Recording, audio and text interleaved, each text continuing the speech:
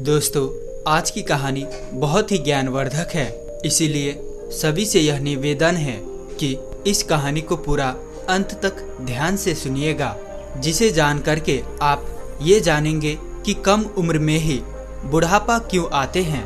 जैसे कि दोस्तों, सभी लोग जानते थे कि महात्मा बुद्ध एक राजा थे, लेकिन उन्होंने सब कुछ त्याग के एक सन्यासी का रूप ले लिया। तो इसीलिए उन्हें सब पता है कि हमें क्या खाना चाहिए, हमें कैसी दिनचर्या अपनाना चाहिए। तो दोस्तों, आज हम महात्मा बुद्ध के वो 12 महत्वपूर्ण नियम, यानी कि एक और से कह लो कि हम उनके पूरे जीवन के सार हम जानने वाले हैं। दोस्तों, इसीलिए सभी से निवेदन है, सभी से गुजारिश है कि पूरी कहानी को ध्यान से जरूर सुने और उस 12 बातों को सुन करके अपने जीवन में उतार लीजिए। मैं आपको गारंटी देता हूँ कि आपको कभी बीमारी नहीं होगी और आपको कोई बुढ़ापा छू ही नहीं पाएगा। दोस्तों, इसे हम समझते हैं एक कहानी के माध्यम से। एक बार की बात है, एक राज्य में वीरसेन नाम का एक राजा था। राजा बहुत ही दयालु, बहुत दयावान और एक न्यायप्रिय राजा था। उनके 2 रानियां थी। उनके दोनों रानियां अति सुंदर, वो भी रानियां उस राजा के स्वभाव पर गई थी। वह रानियां भी बहुत ही धार्मिक प्रवृत्ति की थी। तो राजा इतने न्यायप्रिय राजा थे कि उनके प्रजा कभी दुख के सामना ही नहीं करते थे, क्योंकि राजा ने अपने मंत्रिमंडल में 9 ऐसे मंत्रियों का गठन किया था कि जिनके जिम्मे में हर एक डिपार्टमेंट बांटा गया था। तुम प्रजा का खान पान का ध्यान रखोगे, सबके मतलब अलग अलग काम बांटे गए थे। तुम्हें ये कार्य करना है, और इतना उनका सत्य हिदायत था। कोई भी अपने काम में लापरवाही पाने पर उसे मृत्यु दंड दिया जाएगा। इसलिए उनकी जो समूह में, जो उनकी मंत्रिमंडल में जो मंत्री थे, वो बहुत ईमानदारी से काम करते थे। और राजा जो है, कभी भी उसे जब न्याय करना होता था सभा में उनके साथ, तो कभी भी वो अपने न्याय नहीं करता था। वो किसी के साथ एक पक्षी न्याय नहीं करता था। वो दोनों पक्ष के एक एक पॉइंट को समझते थे। दोनों के विषयों पर, मुद्दों पर ध्यान देकर वो सही और निष्पक्ष फैसले सुनाते थे। इस तरह से राजा के प्रजा के जो राज्य थे, उसमें सब प्रजा सुखी थे। अब राजा का एक नियम यह भी था कि हर हफ्ते एक सभा लगेगी। पूरे राज्य के जितने लोगों थे, उनकी एक सभा बुलाई जाती थी। किसके घर कितने अनाज हो रहा है, किसके घर खाने को नहीं है, उसे अनाज दिया जाता था। ऐसी एक प्रकार की व्यवस्था थी। तो उनके जो सभी जो है प्रजा थे, वो एकदम सुख जीवन में चल रही थी। तो इसी समय से उनका राज्य आसानी से चल रहा था। सारी प्रजाएं सुखी थी, और इसी सुखी के वजह से हमेशा जो है सारी प्रजाएं राजा का गुणगान गाया करते थे।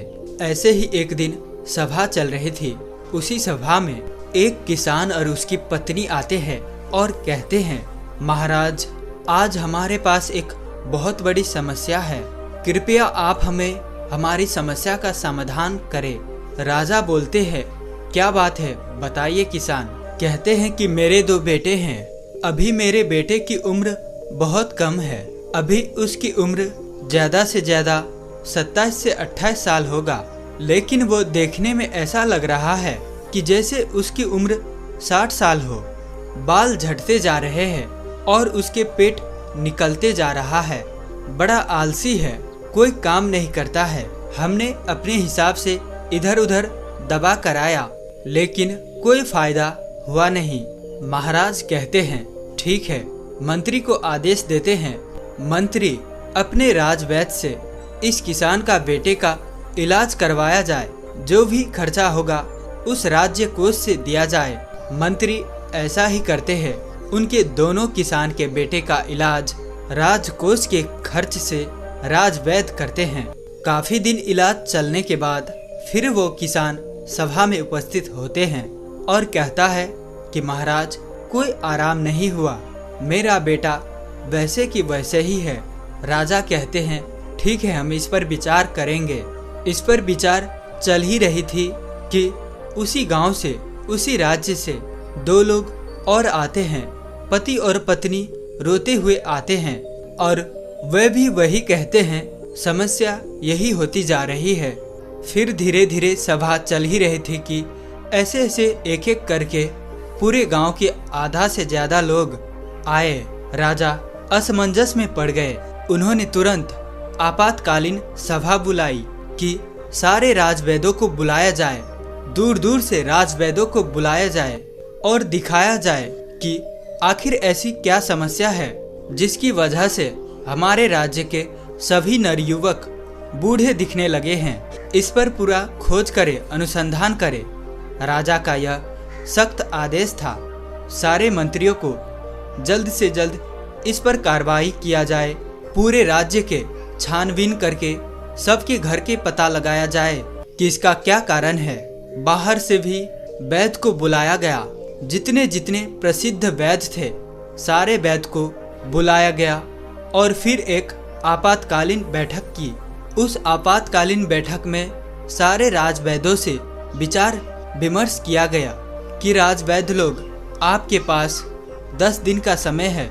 इस 10 दिन के समय में पूरे राज्य के हर एक घर घर की बीमारी का आप पता लगाइए। ऐसी कौन सी बीमारी है, क्या चीज़ खाने से ये हो रही है, उसे पता लगाया जाए। जो भी राजवैद्य इस बीमारी का सही सटीक पता लगा लेगा, उस राजवैद्य को पुरस्कार के रूप में मैं एक राज्य दे दूंगा। अब सारे राजवैद्य एकदम से जुट गए, अपने पोथी पथरा किताब लेकर के, और घर घर जाके रात दिन एक करके पूरा 10 दिन छानबीन चलता रहा। फिर 11वें दिन राज की सभा लगती है। उस राजसभा में सारे राजवैद्य, पूरे राज्य के लोग इकट्ठा होते हैं। फिर राजा एक एक करके सारे राजवैद्य से पूछते हैं। सारे राजवैद्य अपने अपने विचार रखते हैं। महाराज, हमने तो बहुत छानबीन किया और छानबीन के हिसाब से औषधियाँ और उपचार भी किए, लेकिन किसी को आराम नहीं मिल रहा है। तो उसमें से एक राजवैद्य खड़ा होता है जो बहुत बुजुर्ग था। उसकी उम्र लगभग 130 से 135 साल की थी और उसने कहा, हमारा जो अपना निष्कर्ष निकला, हमारा जो अपना अनुभव है, उस अनुभव से हमें यही लगता है कि यहाँ के रहन सहन, यहाँ के खाने में कुछ दिक्कत हो रही है, जिसकी वजह से ये सब हो रहा है, लेकिन हमारे पास इसका सटीक जवाब नहीं है। राजा उस बुजुर्ग राजवैद्य की बात को सुनकर असमंजस में पड़ जाता है। 130 साल का बुजुर्ग बता रहा है, तो इसका समाधान क्या होगा? कुछ देर बाद वह राजा कहता है, राजवैद्य, आप अब इसका समाधान आप ही बताएंगे, क्योंकि हम आज 1 महीने से इसके कारण हम खुद बहुत ज़्यादा चिंतित है। हमारी प्रजा परेशान होती जा रही है और हम भी देख रहे हैं, हम भी इसी सोच में परेशान होते जा रहे हैं। मेरे भी बाल झड़ने शुरू हो गए हैं। हमारे परिवार में महारानियाँ, राजकुमार, राजकुमारियाँ जो भी है, सब लोग अपनी प्रजा से परेशान है। आखिर समाधान तो बताइए।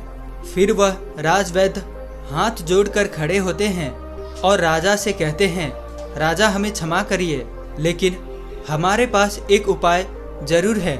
इस समस्या का सारा समाधान एक ही आदमी के पास है। अगर उस आदमी को ढूंढ के लाया जाए तो आपकी राज्य के सारे समस्याएं खत्म हो जाएगी, सारी बीमारियां खत्म हो जाएगी। उनके अलावा इसका समाधान किसी के पास नहीं है। महाराज कहते हैं, राजवैद्य जल्दी बताइए, इस शुभ काम में देरी मत करिए।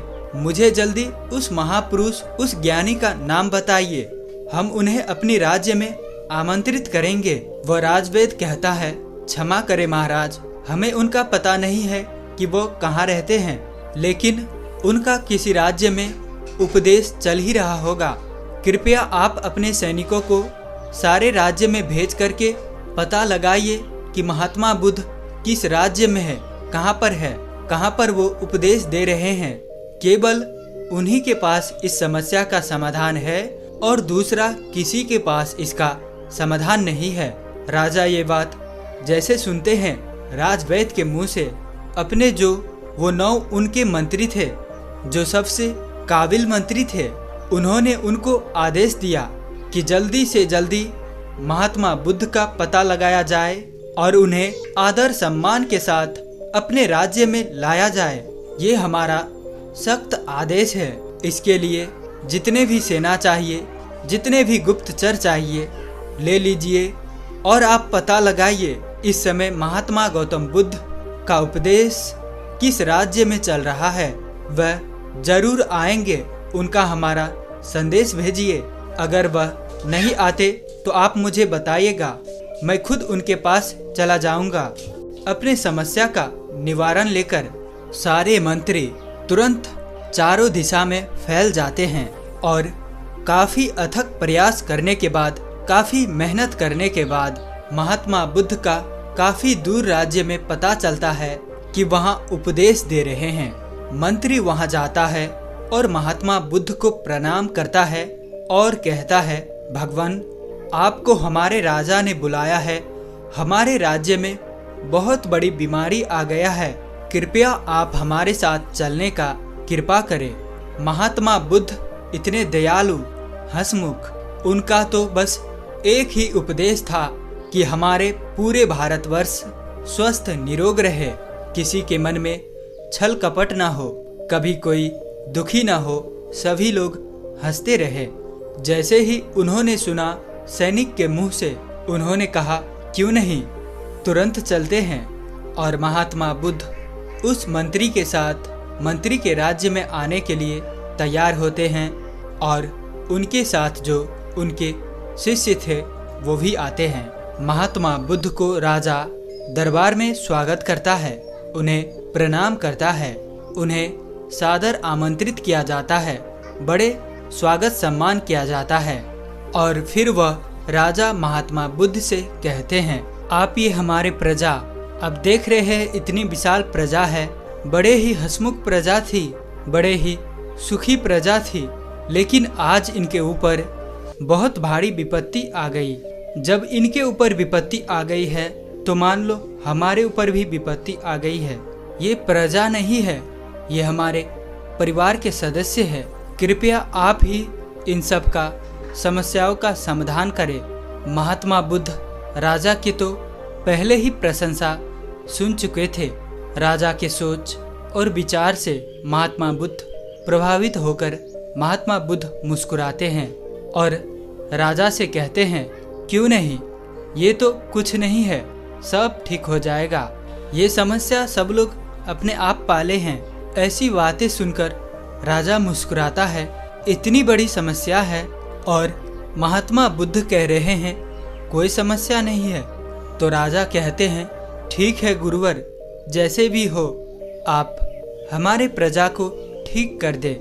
महात्मा बुद्ध के सामने एक चेला खड़ा था।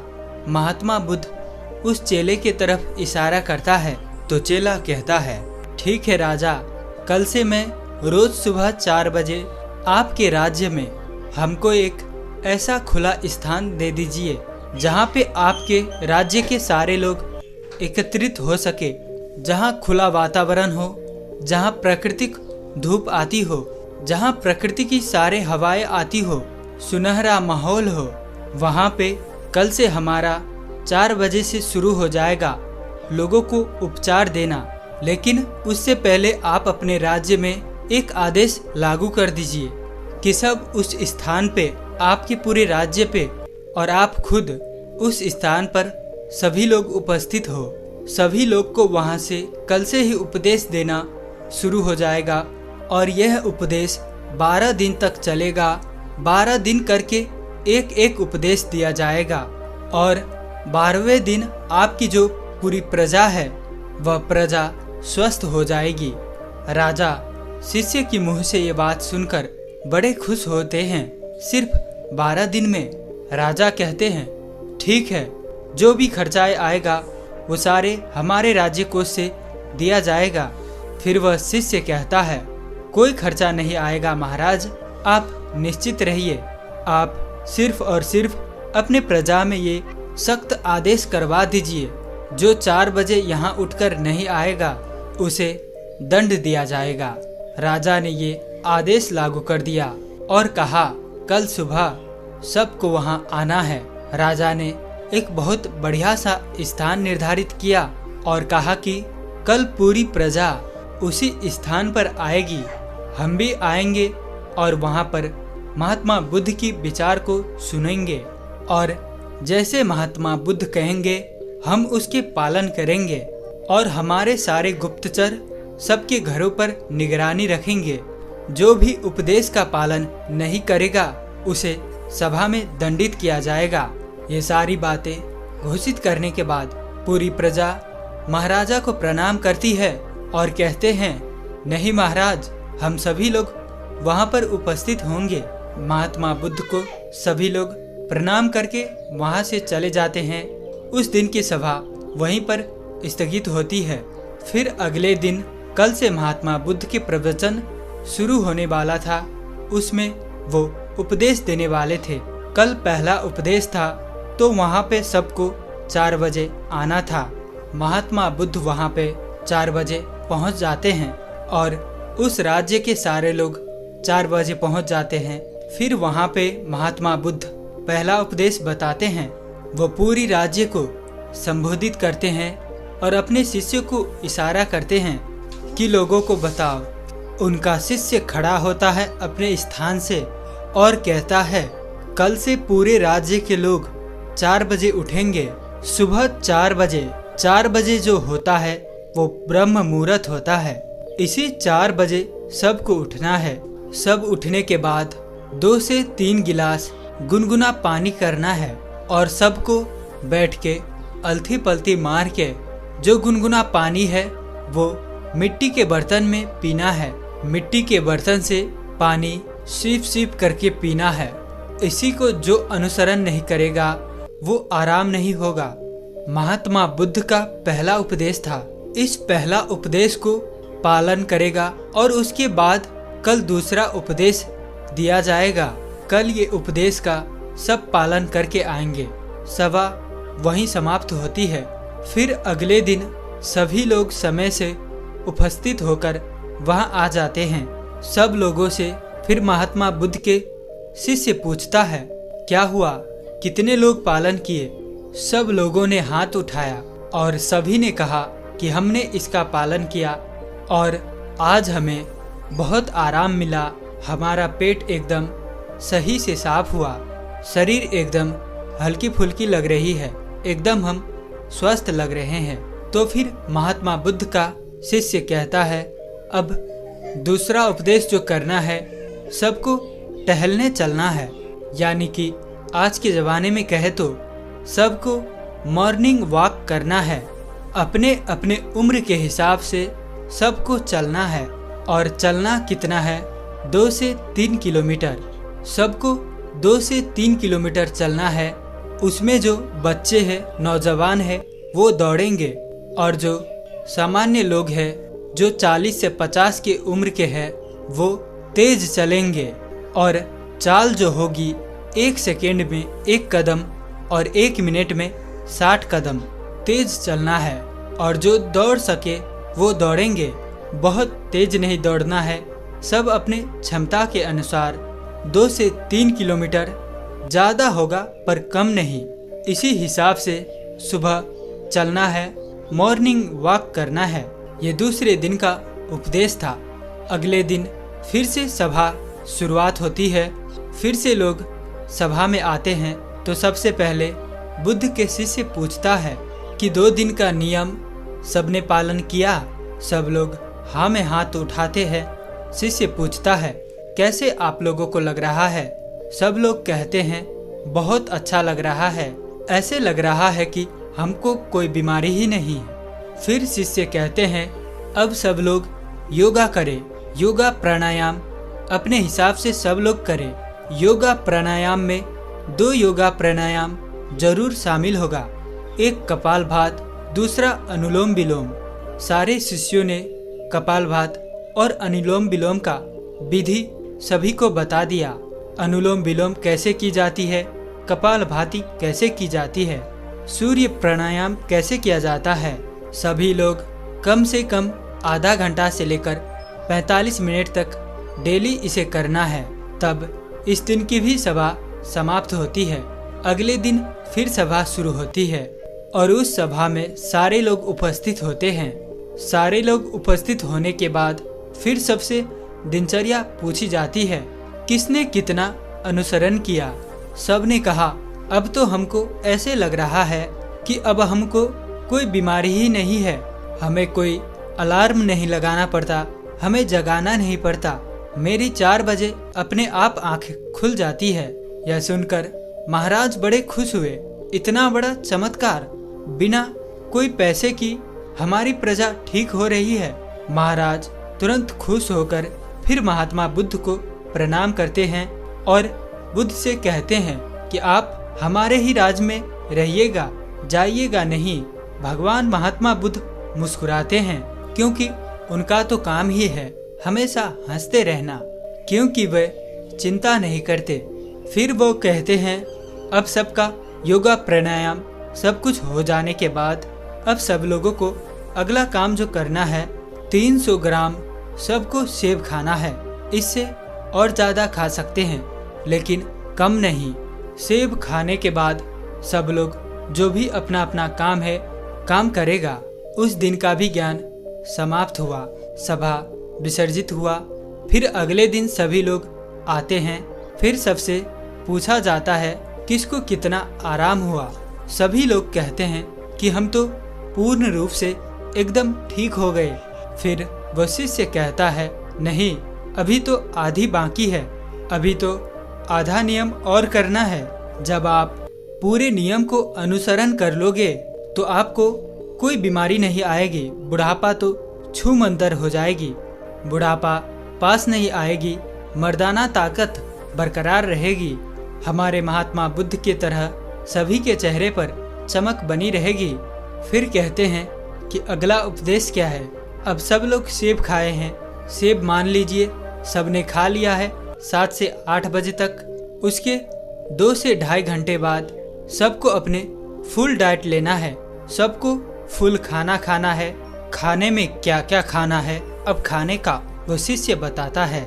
सबको रोटी खाना है, मल्टीग्रेन रोटी, मिक्स रोटी। वो कहता है उसमें गेहूं नहीं होगा, गेहूं अच्छा चीज नहीं है। सावा, जौ, बाजरा, रागी, मक्के और एक चना, ये 5 चीजों को सबको रोटी बनाना है और सबकी थाल में इसकी रोटी होगी। 1 कटोरी दाल होगी और उसमें देसी घी गाय का डाला हुआ और 1 कटोरी मिक्स सब्जी या साग होगा। सीजन के हिसाब से जो सीजन वाली सब्जी होती है वही खाना है, बिना सीजन वाली सब्जी नहीं खाना है। बिना सीजन वाली सब्जी स्टोर की होती है, वो नुकसान पहुंचाती है। साग सब्जी जो भी खाना है वो सीजन के ही खाना है। ये सारी चीज़ें खाने के बाद उसके आधे घंटे के बाद उसमें 1 कटोरी 200 ग्राम सबको दही खाना है। दही में गुड़ डाल के, तो जब आप खाना खा के आधे घंटे के बाद दही में गुड़ डाल के खाओगे तो आपका खाना वो सब आसानी से पच जाएगा, जो कि दही में लैक्टोबायोटिक एसिड पाया जाता है, जो हमारे खाने को पचाता है, हमारे लीवर को मजबूत बनाता है। इतना जो खाएगा उसकी सारी बीमारियां खत्म हो जाएगी। अब ये आज का उपदेश हो गया, कल सब इसको अनुसरण करके आएगा। तब सब लोग खुशी खुशी अपने घर जाते हैं। जैसे वो उपदेश में बताया गया सब लोग उसका पालन करते हैं। सब फिर अगले दिन की सभा होती है, सारे लोग सभा में उपस्थित होते हैं। सबसे पूछा जाता है किसको कितना आराम है। सारे लोग कहते हैं, अहो भगवान, हमको तो कुछ बीमारी ही नहीं है, हम तो पूर्ण रूप से ठीक हो गए, हमको तो लगता ही नहीं कि हम कभी बीमार हुए थे। महाराज और खुश हो गए। राजा कहते, वाह, ये तो खाने से सब लोग ठीक हो गए, खाने से सबकी बीमारियां ठीक हो गई। धीरे धीरे ऐसे देखने में लग रहा है कि सबका मोटापा भी अपने आप चले जाएगा। तब वह शिष्य कहता है, रुकिए, अभी तो और कुछ बाकी है, अभी तो इतना ही है, आगे की और सुनिए। तो वह सबसे पहले ये बताता है, आप लोग ये भी ध्यान रखना, खाना और पीना दोनों एक साथ नहीं करना है, या तो खाइए या तो पिए। कहने का तात्पर्य है, अगर हम पानी पी रहे हैं, कोई भी तरल पदार्थ ले रहे हैं, तो हम उसको खाने से 1 घंटे पहले या खाने के 1 घंटे बाद ही लेंगे। खाते समय 1 घुट पानी नहीं पीना है और ना ही खाने के बाद हमें तुरंत पानी पीना है। खाना खाने के 1 या 1.5 घंटे बाद ही हमें पानी पीना है। इस बात को ध्यान में रखें। अब फिर बताते हैं शाम को क्या नाश्ता लेना है। जैसे सब लोग 10 से 11 बजे खाना खा लिया, अब सबको भूख लग जाएगी, तो 4 बजे 5 बजे क्या लेना है। 4 से 5 बजे सबको 1 प्लेट सलाद लेना है और सलाद सबके वजन के हिसाब से होगा। अगर किसी का 50 किलो वजन है तो उसका 5% यानी 250 ग्राम। अगर किसी का 60 किलो है तो 300 ग्राम। किसी का 70 किलो वजन है तो 350 ग्राम। किसी का 80 किलो वजन है तो 400 ग्राम सलाद लेना है। उस सलाद में क्या क्या होगा? सलाद में होगी गाजर, चुकंदर, मूली, टमाटर और उसमें 1 टुकड़ा होगा अदरक का, 3 से 4 लहसुन की कलियां होंगी और उसको स्वाद के लिए आपको छिड़कना है। तो उसमें आप काला नमक डाल सकते हैं और जीरा, भुना हुआ जीरा भी डाल सकते हैं। सलाद लेने के पहले भी कुछ खाना पीना नहीं, जैसे पहले की बता दिया है। इसे फॉलो करें और अगले दिन आए तो उस दिन की सभा समाप्त होती है। सब लोग अपने घर जाते हैं और जैसे तैसे वो नियम बताए गए थे सब लोग उनका पालन करते हैं। फिर जब वो अगले दिन सभा में आता है तो उनसे पूछा जाता है, आप लोगों को कैसे लग रहा है, आपकी शरीर कैसे लग रहा है। सब लोगों के चेहरे पर मुस्कान और सबके चेहरा जैसे एक तेज की तरह चमक रहा था। ऐसे लग रहा था कि मानो इनकी ढलती उम्र थम सी गई है, इतना एहसास हो रहा था। फिर राजा बड़े खुश होते हैं। प्रजा खुशी खुशी से सब उत्तर दे दिए। फिर वह राजा महात्मा बुद्ध के चरणों में जाकर प्रणाम करते हैं। वह कहता है, धन्य है भगवान, आपने तो सबको खाने से ठीक कर दिया। तो वो शिष्य कहता है, महाराज रुकिए, अभी तो और सारे उपदेश बाकी है। अभी जब मैं पूरा उपदेश बता दूंगा तो हमारे भगवान की तरह कोई बीमारी नहीं होगा, कभी किसी को बुढ़ापा ही नहीं आएगा। राजा कहते हैं, जल्दी बताइए गुरुवर, जल्दी बताइए, हमसे सारी चीजें सुनने को बड़ी इच्छा है। मन में भी मैं अपने आप को ऐसा महसूस कर रहा हूँ कि जैसे मुझे कोई बीमारी नहीं है। मैं अभी 16 साल का हूँ। फिर बताते हैं अब रात को क्या करना है। सबका खाना जो रात का है, सूर्य डूबने से पहले सब लोग खाना खा लेना है, क्योंकि जब सूर्य ढलने लगता है हमारे पेट पर जब सूर्य की रोशनी पड़ता है, हमारा जो जठरा अग्नि है, हमारा अग्नाशय, वो ज़्यादा काम करता है। जब धीरे धीरे सूर्य की रोशनी झड़ने लगती है, कम होने लगता है, तो जठर अग्नि काम करना बंद कर देती है। इसीलिए ऋषि मुनि लोग सूर्य डूबने से 1 घंटे पहले खाना खा लेते थे। तो इसके 2 फायदे हैं। जब आप सूर्य डूबने के पहले खाना खा लेंगे तो आपका सारा खाना पच जाएगा, और जब आप सोने जाएंगे तो 3 से 4 घंटा में आपका खाना पूर्ण रूप से अच्छी तरह से पच जाएगा। इसके फायदे, एक तो आपकी नींद बढ़िया आएगी। अगर आप लेट खाना खाते हैं, अपने जीवन को बिगाड़ लेते हैं, तो उसमें क्या होता है, आपको जल्दी नींद नहीं आएगी, आपके पेट में अच्छे से खाना डाइजेस्ट नहीं होगी, पचेगा नहीं। इससे आपको गैस एसिडिटी बनेगी। इसीलिए आपको सूर्योदय से 1 घंटे पहले रात की खाना खा लेना है। और खाने में क्या क्या लेना है, वही मल्टीग्रेन रोटी और साग सब्जी सीजन के हिसाब से, बस 2 चीज़ें। और खाना कितना खाना है, नाम मात्र, यानी कि हल्का खाना खाना है जिससे लगे कि आपने खाना नहीं खाया है।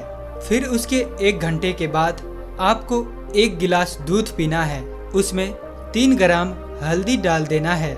हल्दी शुद्ध घर की होना चाहिए, बाजार की नहीं।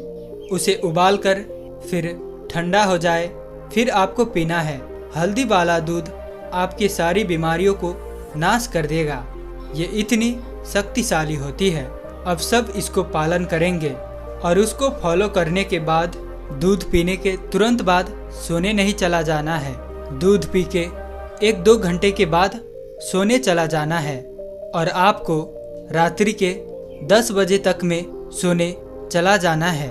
जब आप 10 बजे सो जाएंगे आपको फर्स्ट क्लास नींद आएगी।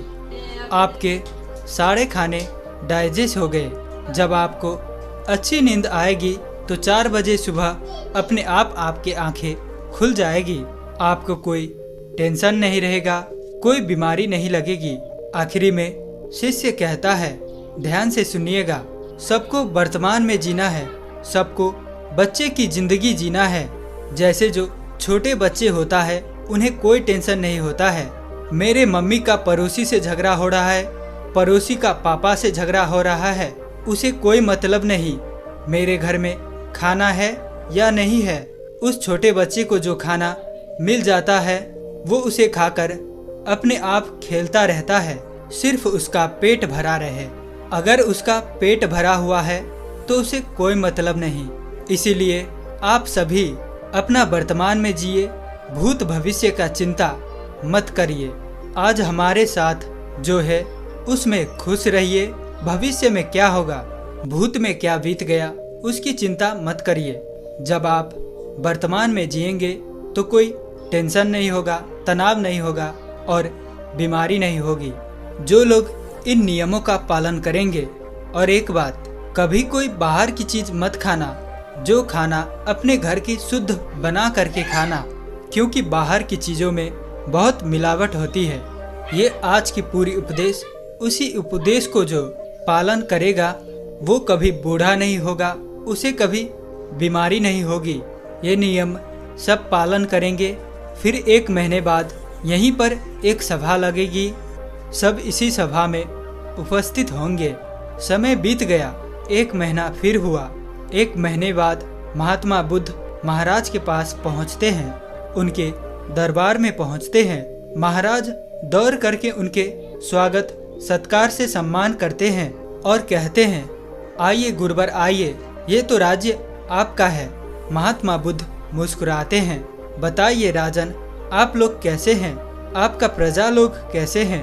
राजन कहते हैं, अहो भगवान, आपने जो उपदेश दिया है, हमारी पूरी प्रजा ऐसे देखने में लग रही है जो 60 साल के थे लग रहे 15-20 साल के हो गए। सबकी ढलती हुई उम्र रुक गई है, सब लोग हृष्ट पुष्ट है। हमारे राजवैद्य लोग तो बैठ के आराम कर रहे हैं, उन्हें तो कोई दवा की जरूरत ही नहीं है। सब लोग अपने आप तंदुरुस्त है, हमारी प्रजा बड़ी खुश है। मैं यही चाहता हूँ कि कल हमारे प्रजा आपकी दर्शन करना चाहती है। कल सभी को सभा में बुलाता हूँ, कल के लिए आप कृपया करके रुक जाइए। और राजा अपनी पूरी प्रजा को एकत्रित करता है। उनकी सारी प्रजा महाराज भगवान बुद्ध को प्रणाम करता है। महात्मा बुद्ध मुस्कुराते हैं और कहते हैं, आयुष्मान भव। सब लोग खुश होते हैं, पूरी प्रजा खुश होते हैं। इस उपदेश को जीवन भर पालन करने का सब लोग वहीं पर प्रण लेते हैं और राजा कहते हैं, आपने जो ये उपदेश दिया है मैं इसे अन्य लोगों तक भी पहुंचाऊंगा, ज़्यादा से ज़्यादा लोगों तक पहुंचाऊंगा। राजा और प्रजा के मुख से ये बातें सुनकर भगवान बुद्ध बेहद खुश होते हैं और फिर महात्मा बुद्ध वहाँ से चले जाते हैं। दोस्तों, उम्मीद है कि आपको कहानी पसंद आई होगी। आखिर तक कहानी में बने रहने के लिए मैं किशन शर्मा आप सभी का दिल से बहुत बहुत धन्यवाद करता हूँ। तो मिलते हैं ऐसी किसी और नए वीडियो में, तब तक के लिए अपना ख्याल रखें।